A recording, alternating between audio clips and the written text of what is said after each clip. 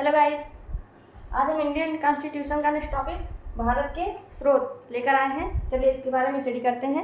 Let's start. आप लोगों से एक रिक्वेस्ट है कि जब हम कोई भी वीडियो बनाते हैं तो उसमें आपसे क्वेश्चन पुट अप करते हैं, उस क्वेश्चन का आंसर आप कमेंट बॉक्स में ज़रूर दें। चलिए स्टार्ट करते हैं।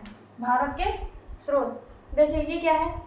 भारत के स्रोत, अब जो हमारा संविधान बनकर तैयार हुआ है, जो हमारा लिखित रूप में पूरा संविधान बना है, उसमें जितना भी प्रावधान जो भी है उसको किसी न किसी देश से लिया गया है। इस भारत के स्रोत को समझने के लिए हम इसको दो पार्टों में डिवाइड करते हैं। देखिए, एक होता है देशी स्रोत और दूसरा विदेशी स्रोत, या इसके एक और नाम है आंतरिक स्रोत और बाह्य स्रोत। अर्थात जो चार्टर एक्ट था और भारत शासन अधिनियम था, उससे जो कुछ भी संविधान में लिया गया है उसको हम लोग कह सकते हैं आंतरिक स्रोत, ठीक है। और जो अलग अलग देशों से हमारे भारत के संविधान में जो कुछ भी ऐड किया गया है उसको हम लोग कहते हैं विदेशी स्रोत। देखिए, यहाँ से हम स्टार्ट करते हैं। इसको बहुत लोगों ने, बहुत सारे विद्वानों ने अलग अलग नाम दिया है। जैसे किसी ने इसको भानुमति का पिटारा कहा है, किसी ने भारतीय संविधान के स्रोत को उधार का थैला कहा है। उधार का थैला क्यों कहा है? क्योंकि अलग अलग देशों से हमारे भारत के संविधान में कुछ न कुछ लिया गया है, इसीलिए इसे उधार का थैला भी कहते हैं। चलिए आगे देखते हैं किस देश से क्या क्या लिया गया है। हम जिसमें इसमें जो भी एकदम इम्पोर्टेंट पॉइंट होंगे उसको हम थोड़ा सा ट्रिकी माध्यम से आपको याद कराने की कोशिश करेंगे। भारत शासन अधिनियम 1935, यहाँ से लगभग 2/3 हमारा संविधान में जो कुछ प्रावधान हमारे संविधान में यहीं से लिया गया है। भारत शासन अधिनियम 1935 से। देखिए, इसमें क्या लिया गया है? कंट्रोलर एंड ऑडिटर जनरल, जिसका प्रावधान अनुच्छेद 148 में किया गया है। जब हम इसको डिटेल में पढ़ाते जाएंगे तब अनुच्छेद भी आपको पढ़ाएंगे, ठीक है। और लोक सेवा आयोग, जो लोक सेवा आयोग है जिसमें 3 मुख्य पद है ना, IAS, IPS और IFS। देखिए IFS इसका 2 फुल फॉर्म है। लोक सेवा आयोग में इंडियन फॉरेस्ट सर्विस लिया जाएगा, ना कि इंडियन फॉरेन सर्विस। देखिए, 2 फुल फॉर्म होता है, एक होता है इंडियन फॉरेस्ट सर्विस और दूसरा फुल फॉर्म होता है इंडियन फॉरेन सर्विस, भारतीय विदेश सेवा। तो जो भारतीय विदेश सेवा है वो लोक सेवा आयोग में नहीं आता, नहीं शामिल है, ठीक है। लोक सेवा आयोग में 3 चीज़ें शामिल हैं, IAS, IPS और IFS। इंडियन एडमिनिस्ट्रेटिव सर्विस और इंडियन पुलिस सर्विस और IFS Indian forest service. I think आपको समझ में आ रहा होगा। चलिए, ये लोक सेवा आयोग भी कहाँ से लिया गया है? 1935। हम इनमें नहीं पॉइंट कवर करे हैं। फिर ब्रिटिश संविधान, ब्रिटिश संविधान से क्या क्या लिया गया है? संसदीय प्रणाली, क्योंकि जो ब्रिटेन की संसद है वो पूरे विश्व की सबसे पुरानी संसद है, इसीलिए संसदीय प्रणाली कहाँ से लिया गया है? ब्रिटेन के संविधान से, ठीक है। एकल नागरिकता, इसका मतलब क्या होता है? इकहरी नागरिकता। जैसे हम लोग कहते हैं ना कि जैसे हम उत्तर प्रदेश के हैं, उत्तर प्रदेश स्टेट से, तो हम ये थोड़ी ना कहेंगे कि हम उत्तर प्रदेश के नागरिक हैं। हम क्या कहेंगे? हम भारत के नागरिक हैं ना। तो जैसे अभी तक जम्मू कश्मीर में था, वहाँ पे दोहरी नागरिकता थी, लेकिन जब धारा 370 हट गया तो वहाँ पे भी इकहरी नागरिकता हो गई, ठीक है। एकल नागरिकता ये कहाँ से लिया गया है? ब्रिटेन के संविधान से। जैसे हम आपको एक और एग्जाम्पल देते हैं, अमेरिका में दोहरी नागरिकता है, मतलब स्टेट के लिए अलग से नागरिकता और पूरे देश के लिए अलग से नागरिकता, ऐसे ही। और एकल नागरिकता का मतलब होता है इकहरी नागरिकता। जैसे कि हमसे अगर कोई पूछेगा आप कहाँ के नागरिक हो, तो हमको क्या बताना है? हम भारत के नागरिक हैं, ठीक है। विधि का शासन, देखिए ये भी कहाँ से लिया गया है? ब्रिटेन से। और संसदीय विशेष अधिकार, संसद से रिलेटेड जितने विशेष अधिकार हैं वो ब्रिटेन से लिया गया है। द्विसदनीय व्यवस्था, ये भी संसद से ही रिलेटेड है कि संसद के कितने सदन? 2 सदन, लोकसभा और राज्यसभा, या हम कह सकते हैं विधानमंडल के कितने सदन? अगर हम स्टेट लेवल पे देखें तो विधान परिषद और विधान सभा, ठीक है। द्विसदनीय व्यवस्था ये भी संसद से रिलेटेड है। देखिए, इसको हम समझने की एक ट्रिक और अपना सकते हैं। क्योंकि अंग्रेज ईस्ट इंडिया कंपनी सबसे पहले आया भारत पे शासन करने के लिए, फिर क्राउन का शासन रहा, ठीक है। तो जो संसद है वो कहाँ से लिया गया है? ब्रिटेन से। इसमें थोड़ा सा अंतर क्या है? जैसे मान लीजिए ये है संसदीय व्यवस्था, इसको थोड़ा समझ लेते हैं।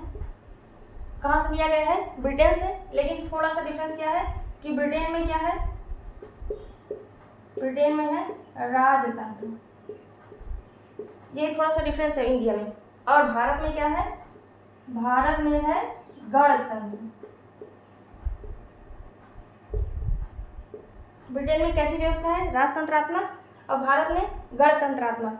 ब्रिटेन में राजतंत्रात्मक है, मतलब यहाँ पे शासन सत्ता वंशानुगत चलती है, जबकि अपनी इंडिया में जो शासन सत्ता है वो निर्वाचित या चुने हुए सदस्य आते हैं, उनके हाथ में शासन होता है। ठीक है, बस ये थोड़ा सा अंतर है। बाकी जो भी संसदीय व्यवस्था जहाँ मतलब इससे रिलेटेड कुछ भी आएगा तो वो कहाँ से लिया गया है? ब्रिटिश से। अमेरिका का संविधान यहाँ से क्या क्या लिया गया है? मौलिक अधिकार। मौलिक अधिकार, देखिए जितने भी सर्वोच्च वाले पद हैं, सर्वोच्चता वाले पद, वो कहाँ से लिया गया है? अमेरिका के संविधान से। हम ऐसे याद कर सकते हैं, जैसे अगर कहा जाए सबसे शक्तिशाली देश कौन सा है, तो अमेरिका। तो अमेरिका से क्या क्या लिया गया है? जितने भी सर्वोच्च वाले पद हैं, जैसे सर्वोच्च न्यायालय हो गए, उपराष्ट्रपति का पद हो गया, और उपराष्ट्रपति ही राज्यसभा का पदेन सभापति होता है, तो वो राज्यसभा का पदेन सभापति या सभापति वाला पद भी हो गया, और राष्ट्रपति पर महाभियोग की प्रक्रिया हो गई, सर्वोच्च न्यायालय हो गया, न्यायिक पुनर्विलोकन। ये क्या है न्यायिक पुनर्विलोकन? इसको हम जब सर्वोच्च न्यायालय पढ़ाएंगे तो उसमें आपको इसकी डीपली जानकारी देंगे, आपको बहुत अच्छे से समझ में आएगा। और फंडामेंटल राइट हो गया, ये सबसे इम्पोर्टेंट, ये सबसे ज़्यादा इम्पोर्टेंट है। मौलिक अधिकार कहाँ से लिया गया है? अमेरिका के संविधान से। आगे देखते हैं जर्मनी के संविधान से। जर्मनी के संविधान से लिया गया है आपातकालीन शक्तियाँ। इसको हम कैसे याद करेंगे? जर्मनी जम गई मनी, जर्मनी जम गई मनी, अर्थात जहाँ जिस देश की मनी रुक जाएगी वहाँ पे क्या होगा? आपातकाल लग जाएगा। तो इससे हम याद कर सकते हैं कि जर्मनी के संविधान से हमारे देश के संविधान में लिया गया है आपातकालीन शक्तियाँ। देखिए आगे देखते हैं रूस के संविधान से मौलिक कर्तव्य। इसको कैसे याद करेंगे? जब सभी देशों के संविधान से कुछ ना कुछ लिया जा रहा था, तो जो रूस था वो रूठ कर बैठ गया, रूस रूठ कर बैठ गया, रूठ कर कर्तव्य, रूठ कर से कर्तव्य, रूस से रूठ कर से कर्तव्य, रूस से मौलिक कर्तव्य। ऐसे 2-3 बार हम रिलेट कर लेंगे, हमको अच्छे से जल्दी से याद हो जाएगा। रूस के संविधान से लिया गया है मौलिक कर्तव्य। आगे देखते हैं कनाडा के संविधान से संघीय व्यवस्था। देखिए संघीय व्यवस्था क्या है कि संघ सरकार के पास शक्ति तो है केंद्र सरकार के पास, और केंद्र सरकार के पास राज्य सरकार की तुलना में अधिक शक्ति है। कैसे? जैसे देखिए कनाडा के संविधान से, देखिए इसको हम स्पष्ट कर देते हैं थोड़ा सा। केंद्र सरकार के पास राज्य सरकार की अपेक्षा अधिक शक्तियाँ या अवशिष्ट शक्तियाँ, केंद्र के पास अवशिष्ट शक्तियाँ। जैसे राज्य और केंद्र के बीच में शक्तियों का बंटवारा है, ठीक है, राज्य और केंद्र के बीच में शक्तियों का विभाजन है, लेकिन फिर भी राज्य की तुलना में केंद्र के पास कुछ अलग से शक्तियाँ प्राप्त हैं। जैसे मान लीजिए कि कोई सरकार गिर जाती है तो वहाँ पे किसकी सरकार हो जाती है? राष्ट्रपति की सरकार ना, तो वो राष्ट्रपति कहाँ का शासन सत्ता देता है? केंद्र का। चलिए इसको हम आगे भी डिटेल में पढ़ाएंगे, अभी आप इतना ही पढ़ लीजिए कि कनाडा से संघीय व्यवस्था और केंद्र के पास अवशिष्ट शक्तियाँ। आगे ऑस्ट्रेलिया के संविधान से समवर्ती सूची, जो अनुसूची 7 में है, समवर्ती सूची कहाँ से लिया गया है? ऑस्ट्रेलिया के संविधान से, और प्रस्तावना की भाषा। आयरलैंड के संविधान से नीति निर्देशक तत्व। इसको कैसे याद करेंगे? बहुत इंपॉर्टेंट है, वेरी वेरी इंपॉर्टेंट। देखिए नीति निर्देशक तत्व जब हम लोग डिटेल में पढ़ेंगे ना, तो उसमें पढ़ेंगे कि आय व्यय का समान वितरण होना चाहिए। तो आयरलैंड आय व्यय का समान वितरण हम कहाँ पढ़ेंगे? नीति निर्देशक तत्व में। तो उसे याद कर सकते हैं, आय व्यय का समान वितरण नीति निर्देशक तत्व में, और नीति निर्देशक तत्व कहाँ से लिया गया? आय से आयरलैंड। ठीक है, आगे राष्ट्रपति के निर्वाचन मंडल और निर्वाचन की पद्धति। राष्ट्रपति द्वारा राज्यसभा में जो मनोनीत सदस्य किए जाते हैं, जो 12 सदस्यों को मनोनीत किया जाता है राज्यसभा में, जो साहित्य, समाज सेवा और विज्ञान, कला आदि के क्षेत्र में जिनका विशेष योगदान होता है, ये प्रावधान भी हम कहाँ से लेते हैं? आयरलैंड के संविधान से। आगे जापान के संविधान से विधि द्वारा स्थापित प्रक्रिया।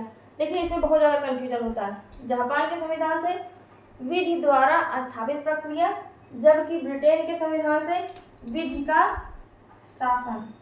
ये यहाँ पे इसको थोड़ा सा ध्यान से देख लीजिए। फिलहाल ये ज़्यादा पूछा नहीं जाता है, लेकिन मान लीजिए डीपली चला गया तो इसमें दोनों में कंफ्यूज मत होइएगा। ब्रिटिश संविधान से विधि का शासन, कानून का शासन, और जापान के संविधान से विधि द्वारा स्थापित प्रक्रिया।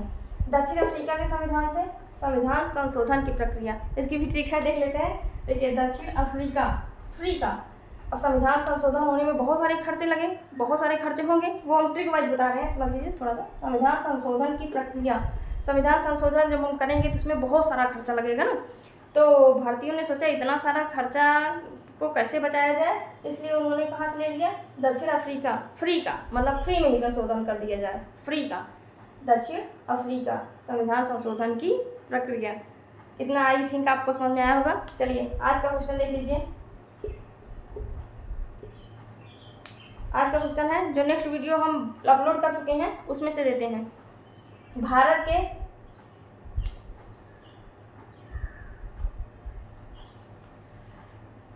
के पहले वायसराय और स्वतंत्र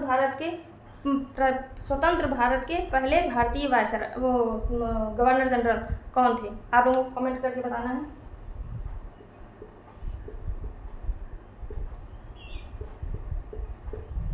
स्वतंत्र भारत के पहले